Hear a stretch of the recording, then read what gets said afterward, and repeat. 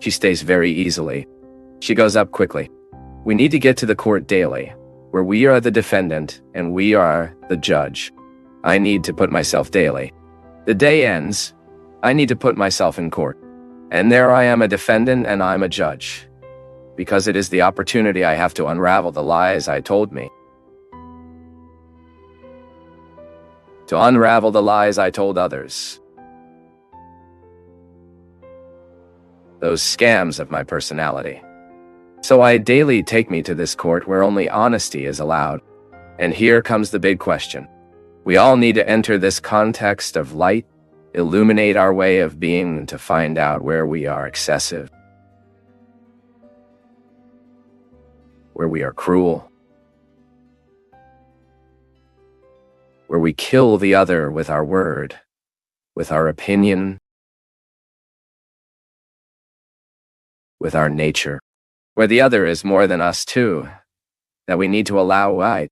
Sometimes I see that at least my experience is so good when I find someone who is much better than me in a place, that I know I'm fragile, that I know I don't have that skill, and I find I texact gear, not in the usefulness of that person, but in full recognition, her meaning there, from difference in how much I am better with this coexistence, with the different from the other, with what he challenges me.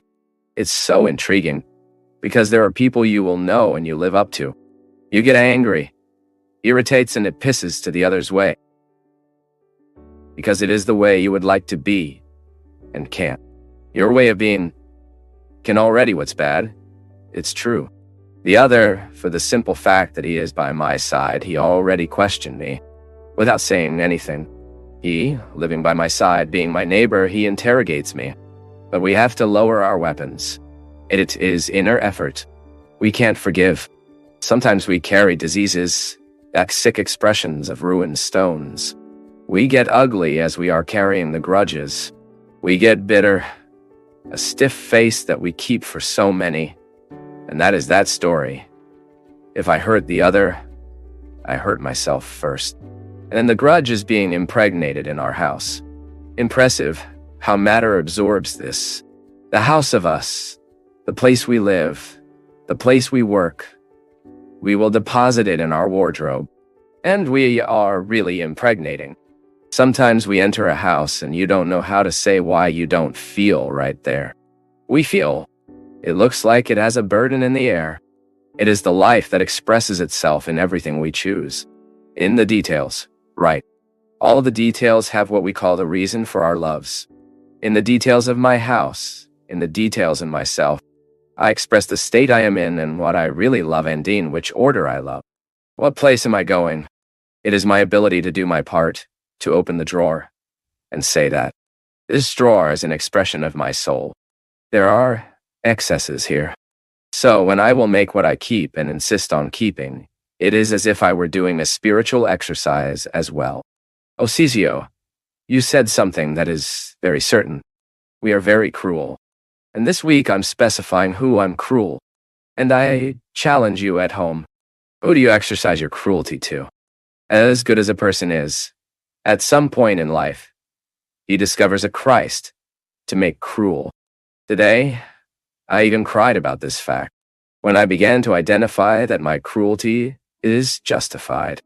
I have all the arguments, as I care about logic, and I am naturally logical, so I need to argue. To regiment all the reasons why I am being cruel, and it has no cruelty. And then there is no room for you to regret, for you to recognize yourself. There is no room for regret. It gets heavy. It gets very heavy. And suddenly, the other ends up being a mirror of what you deny most in yourself. When you begin to realize that the other does you evil when you are being cruel to him, because he reflects failure. A fact that I find it shameful to me. Because it's not good to be cruel. I think it's so liberating when Wayu can tell us, I don't deserve anything. It may seem cruel. But when you detach you to deserve something, Sometimes what makes me difficult in the relationship with you is that I think I deserve your attention. That you do it for me. That you do that. So, if I can stop thinking I deserve it, my relationship with you is much more free. And suddenly you will surprise me with what I don't think I deserve. But it happened. The logic of merit is very cruel in relationships. We go to the relationship with the other by putting a very large burden upon him. I need you. I deserve you to treat me like this. That you do that. You have to do that. You have to. Oh my God. And of course, there are many things that we deserve. The question is a human dignity. We will not give up our human dignity. I deserve to be respected all the time. I'm talking about the superfluous, which sometimes we are putting in the context of our relationships. This makes reconciliation very difficult with each other. It makes it difficult because forgiveness is that too. It is me to admit that you have no obligation to meet my expectations. And I have to admit, learn, assimilate, and install me in this place. Because sometimes it is said that he forgave and ruminate the story all his life. Whole life. And it is not forgiveness. I think we don't yet is able to forgive the other if we do not fully recognize ourselves able to commit many evil in life.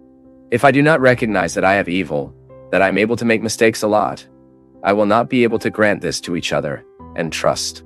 2 weeks ago, I could have a wonderful dialogue with my ex-husband.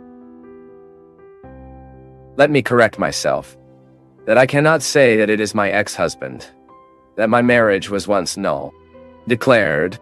So my old friend, your friend, right? My friend, that's right. He's a person who did very well too. It was. And it was beautiful. A man who played a role in his very important life. Yes, and it was very humble from his part because he told me that he needed to live a half cult. He needed to tell me the things he was realizing only now. Like friends. How long did you stay together, I say? We stayed 3.5 years, married 2.5 years. And did the Unial Declaration come out now? He left in December last year. Very unique. Very unique. Cristovan Basso, living a lot with him now because we are producing a job that we will release early next year. Then a genius, Christopher. One of the greatest composers of our music. A great conductor. So we were talking about loneliness, he said like this. As I am in need of loneliness. And only now has it grown inside him, he said. But for a man who is married is difficult at home and you live this pain to defects.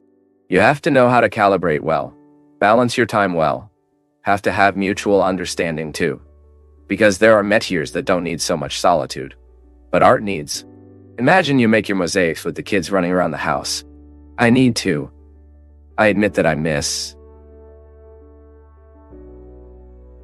I like to travel alone sometimes, but as we are proligal, I don't know what we're talking about. Of forgiveness. I was saying that I met Jada and it was very beautiful, his attitude of recognition and relief in being able to have room for asking for forgiveness. And I forgive. And I also ask and he also forgive. I think forgiveness is a violent attitude inside. Brave. But it is a cleaning lady. It is a very cleaning attitude.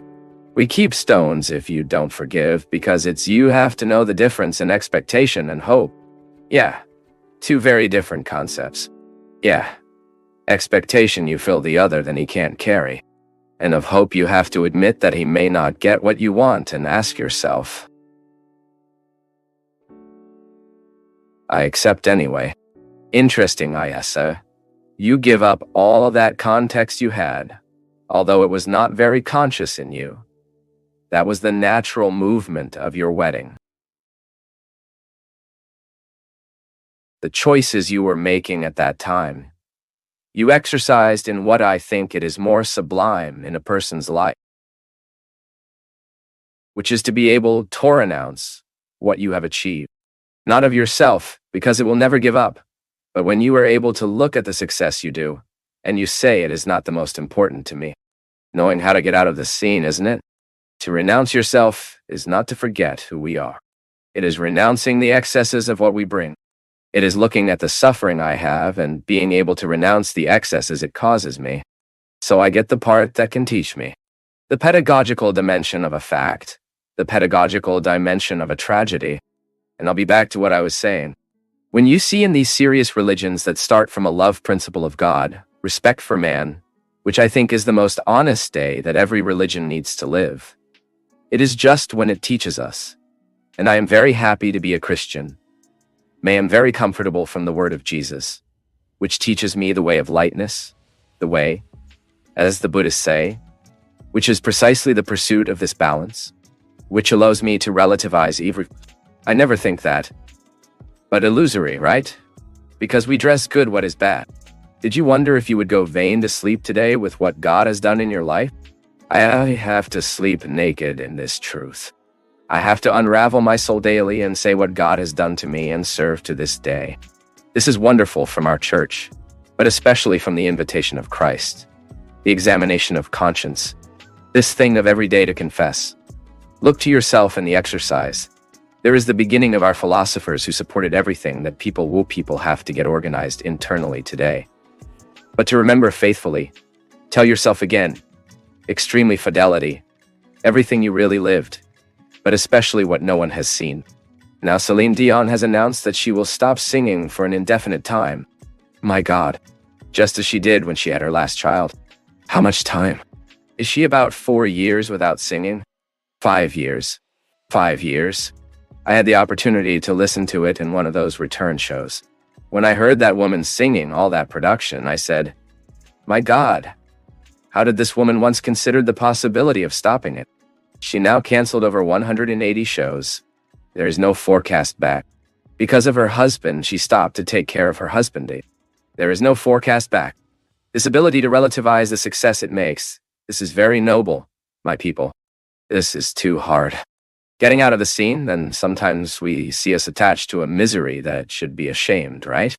A woman like this, I can use an inappropriate term. She evangelizes me. She evangelizes me with this attitude of her. Look, my family is more important than all that is great in the eyes of the other. A person who tars the backstage and be happy and be at peace and know that it is still on the axis. And even if you get out of the scene and be unhappy, it's not getting out of the scene, right? Your soul remains there, because then you would be unhappy and not match the choice. But getting out of the scene and being whole is really a mature soul, right? For me, the great secret of life is acceptance. To accept. What is it to accept? Lower the guard and stop fighting with life, right?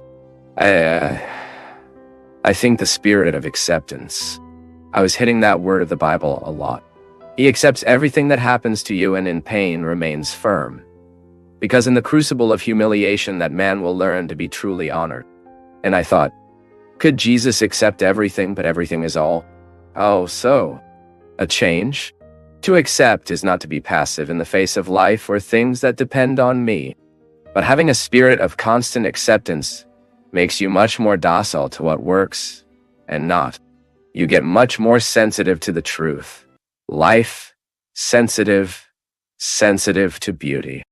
But it is a conscious option, well awake and demanding by humility. It is a small exercise. I say it's exercise because it's not very natural to be humble. No, you have to be very aware of yourself. The arrogance.